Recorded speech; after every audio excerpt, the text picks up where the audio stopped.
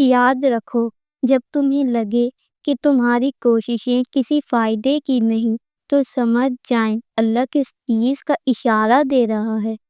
تو سنو، اس کا نام الجبار ہے، وہ ٹوٹے دلوں کا مالک ہے۔ بے شک تم کتنی ہی تکلیف میں کیوں نہ ہو، جب تمہیں لگنے لگے کہ ہر راستہ اور ہر دروازہ بند ہو چکا ہے، جب ٹوٹی ذات کے ساتھ سانس لینا بھی محال ہو جائے، جب تمہارا دل کرچی کرچی ہو جائے اور تمہاری روح پتا پتا ہو کر بکھر ہی کیوں نہ جائے، آخر میں وہ سب چھوڑ دے گا ایسے جیسے کچھ ٹوٹا ہی نہ ہو۔ بس اس کا در ہمیشہ کھٹکھٹاتے رہنا، بھروسے اور امید کا دیا ہمیشہ جلائے رکھنا۔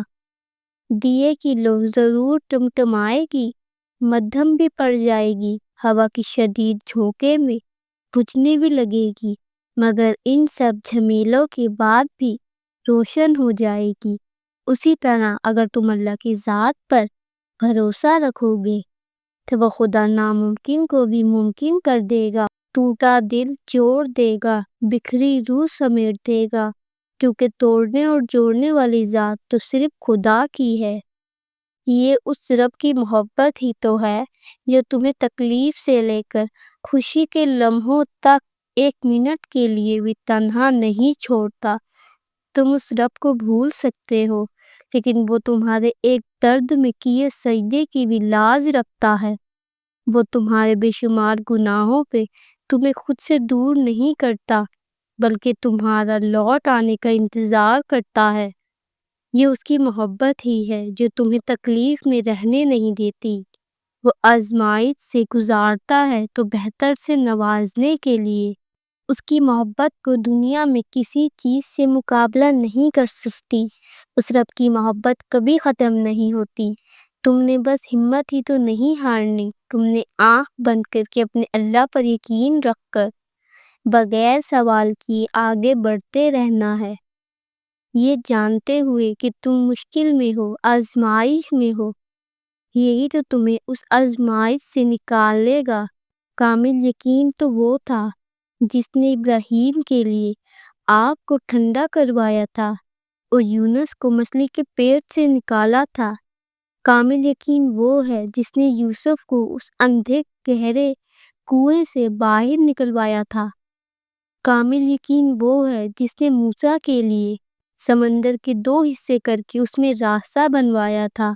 بس تم امید نہ چھوڑنا کہ تمہارا وہی اللہ ہے جو ہاجرہ کا تھا۔ اس نے ہاجرہ کو پیاسا نہیں رکھا، وہ تمہاری التجا بھی رد نہیں کرے گا۔ اللہ نے جس کو رضا کا جام دینا ہوتا ہے اسے صبر کا روزہ رکھواتا ہے۔ پھر انسان خواہ جبر سے رکھے یا اپنی مرضی سے، اگر اللہ نے فیصلہ کر لیا کہ کسی کو عطا کرنا ہے تو کچھ راستے بند کر دیے جاتے ہیں، کچھ راستے پیدا کر دیے جاتے ہیں۔ سمجھ لیجئے ساری کائنات اس کار خیر میں مشغول کروا دی جاتی ہے۔ انسان جس کو مشکل سمجھ رہا ہوتا ہے، رب کی نگاہ میں وہ آسانی ہوتی ہے۔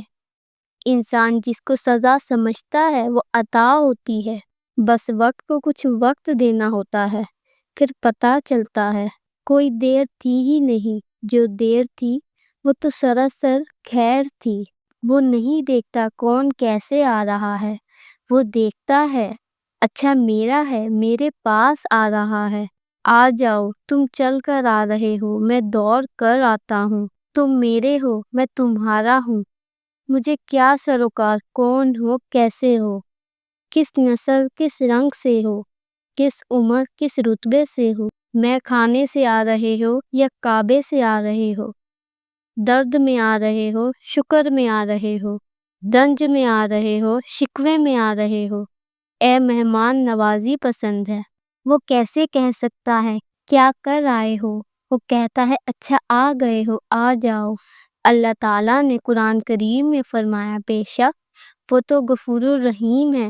دنیا آپ کے لیے کتنی ہی تنگ کیوں نہ ہو جائے، ایک دروازہ آپ کے لیے ہمیشہ کھلا رہتا ہے، اللہ کا دروازہ، توبہ کا دروازہ۔ چاہے آپ نے کتنے ہی گناہ کیوں نہ کیے ہوں، اللہ آپ کے لیے کبھی توبہ کا دروازہ بند نہیں کرتا۔ اور ہمارے لیے کتنی شرم کی بات ہے کہ ہم اللہ کے دروازے پر تب ہی دستک دیتے ہیں جب ہم کسی مشکل میں ہوتے ہیں، جب ہماری زندگی میں کوئی پریشانی آتی ہے، مگر وہ اتنا رحیم ہے، اتنا معاف کرنے والا ہے کہ وہ پھر بھی اپنا دروازہ کھول دیتا ہے۔ وہ یہ کبھی نہیں کہتا کہ اب جب پریشانی آئی ہے تو میرے پاس آئے ہو، خوشی میں کہاں تھے؟ وہ بس آپ کے لیے اپنی رحمت کا، توبہ کا دروازہ کھول دیتا ہے۔ تو آپ نے کیا کرنا ہے؟ اس کے دروازے پر ہر لمحہ دستک دینے کی عادت ڈالنی ہے۔ آپ جیسے بھی ہیں، گندے ہیں، میلے ہیں، برے ہیں، گنہگار ہیں، اپنے رب کے لیے آپ اہم ہیں۔ وہ آپ سے بہت محبت کرتا ہے۔ دیکھو، جب سارا قرآن تمہارے لیے اللہ کی محبت کی گواہی دے رہا ہے تو پھر کیوں تم اسی سے منہ پھیرے ہوئے ہو؟ تم اپنا تعلق قرآن پاک سے مضبوط کر لو۔ اللہ تمہیں ہر معاملے میں اپنا مددگار نظر آئے گا۔ تم دل سے اس کے فیصلوں کا احترام کرنا سیکھو۔ وہ تمہارے فیصلوں میں تمہارا ساتھ دیتا جائے گا۔ اسے منانا مشکل نہیں ہے، بس شرط یہ ہے کہ تم محبت سے سر جھکا کر اس کی مانتے رہو۔ وہ اتنی ہی محبت سے تمہاری مانتا جائے گا۔ اور جب تم پورے دل سے اللہ کی طرف مڑتے ہو، آہستہ آہستہ ایک قدم اٹھاتے ہوئے، تمہارا اس کی جانب اٹھنے والا ہر قدم تمہارے لیے باعث ثواب بن جاتا ہے، اور اس کی راہ میں ملنے والی ہر نئی کامیابی تمہارا حوصلہ بڑھاتی ہے۔ تو جب بھی تمہیں ایسا لگے کہ تمہاری کوششیں کسی فائدے کی نہیں، تو یاد رکھو اللہ کوشش کرنے والوں سے بہت محبت کرتا ہے۔ جو کچھ ہوتا ہے وہ اللہ کی مرضی سے ہوتا ہے۔ جب وہ تمہارے ارادوں کے مطابق کچھ نہیں کرتا تو تب اس کی منصوبہ بندی بھی تمہاری سمجھ میں نہیں آ سکتی۔ کچھ چیزوں کو وہ تمہیں اس لیے دیتا ہے کہ تم اس کی نعمتوں پر شکر ادا کر سکو، اور کچھ چیزیں وہ تم سے اس لیے دور کر دیتا ہے تاکہ تمہیں ان کی حقیقت دکھا سکے۔ وہ تمہیں سزا نہیں دیتا ہے، اسی لیے ہر اس چیز کو تم سے دور کر دیتا ہے جو تمہاری تکلیف اور آنکھوں میں آنسوؤں کا باعث بنتی ہے۔ وہ تمہاری دعاؤں کو رد کبھی نہیں کرتا ہے، بس آزمائش کا دورانیہ بڑھا دیتا ہے تاکہ تمہیں اپنے قریب کر سکے۔ تم اس کی عطا میں اور اس کے چھن جانے میں کہیں یہ اندازہ نہیں لگا سکتے ہو کہ اس نے تمہارے لیے کہاں بہتری چھپا رکھی ہے۔